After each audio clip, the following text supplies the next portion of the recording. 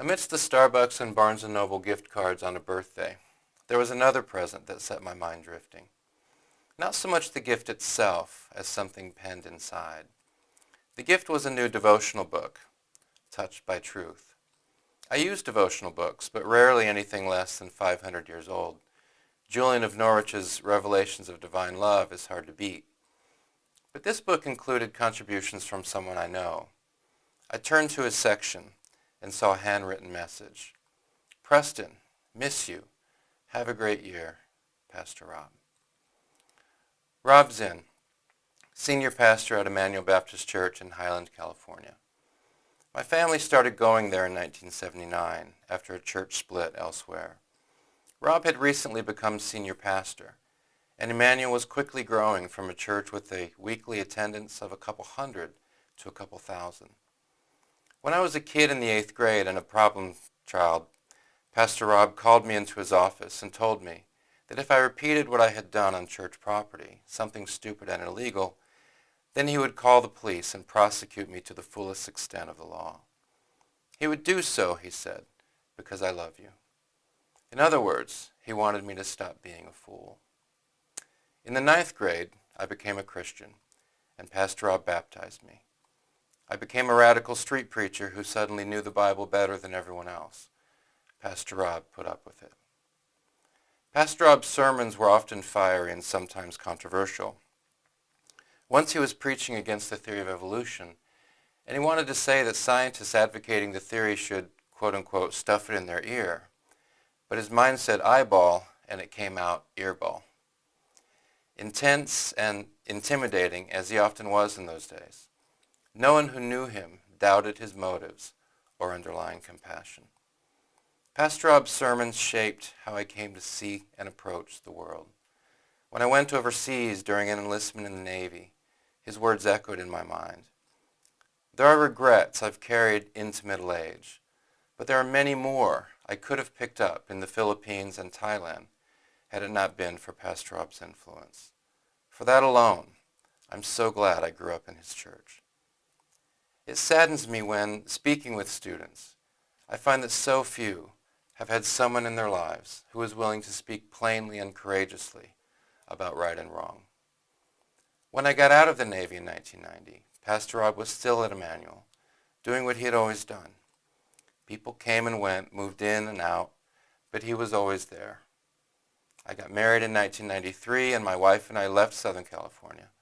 But there is a kind of life comfort in knowing that Pastor Rob was always in the same place. When over the years and into the 21st century, I would visit family and friends in California's Inland Empire from wherever I was living at the time, Northern California, Quebec, Texas, or Arkansas, Pastor Rob was at Immanuel, preaching, baptizing, visiting. His message from the pulpit was consistent.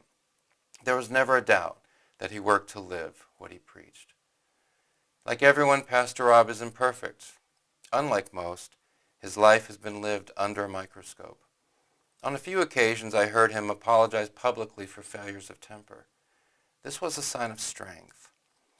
As is true of most who place themselves before crowds, probably not a day has passed in more than 40 years that someone hasn't had something critical to say.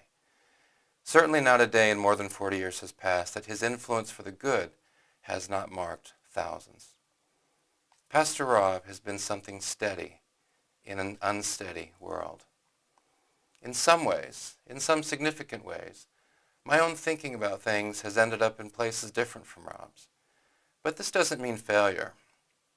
Aristotle came to disagree with his teacher Plato on some key matters. I tell my students that this was a mark of Plato's success. Good teachers try to give their students a strong foundation, and wherever students go from there, they are indebted to teachers for their start. Now, at 52 years, I'm able to see the individuals whose long-term impact on me has been greatest. Charles Grandy, a teacher at Eisenhower High School in Rialto, California.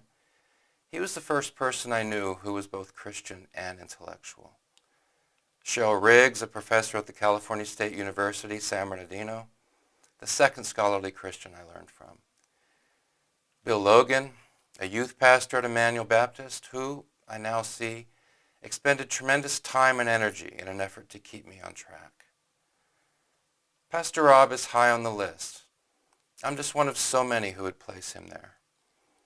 After the Inland Regional Center in San Bernardino was attacked by terrorists in December 2015, with 14 killed and 22 seriously wounded, I streamed the vigil held at the baseball field downtown. I saw Pastor Rob on the stage with other local leaders. He didn't speak at the vigil, but he spoke to me. "Preston," he said, "don't stop. Keep going. Be something steady in this unsteady world."